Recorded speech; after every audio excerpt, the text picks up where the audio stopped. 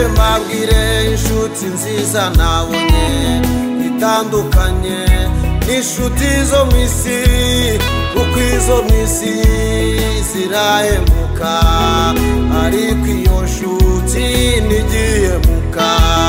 Nta yindi ni Yesu nshuti itarobanura, ntireba amashuri, ntireba uburanga cyangwa se icyubahiro n'ibindi nk'abantu. Icyo yishimira n'umutima umenetse, naho waba uvuka birakuzamura. Uyiringire ntabwo uzakorwa n'isoni. Humura humura Yesu aragukunda, witerwa ubwoba n'amagambo y'abantu.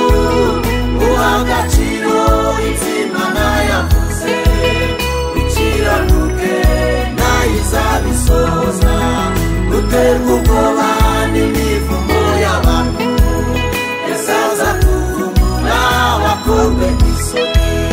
Humura humura Yesu aragukunda, witerwa ubwoba n'amagambo y'abantu.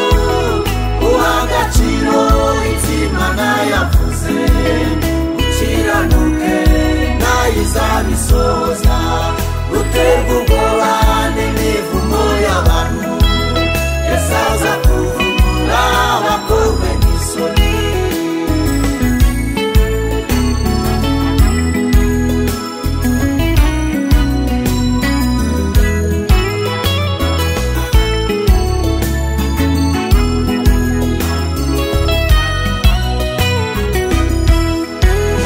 Igihe cyo gutabarwa kwawe nikigera, nawe uzitambika ngo Mana mureke, kuko Imana yacu itandukanye n'abantu.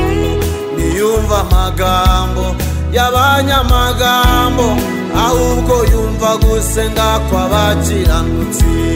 Bayitakira ku manywa na nijoro, yatabaye Danyeli mu rwobo rw'intare.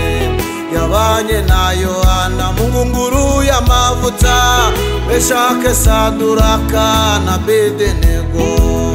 Yabatabariye mu itanura ry'umuriro.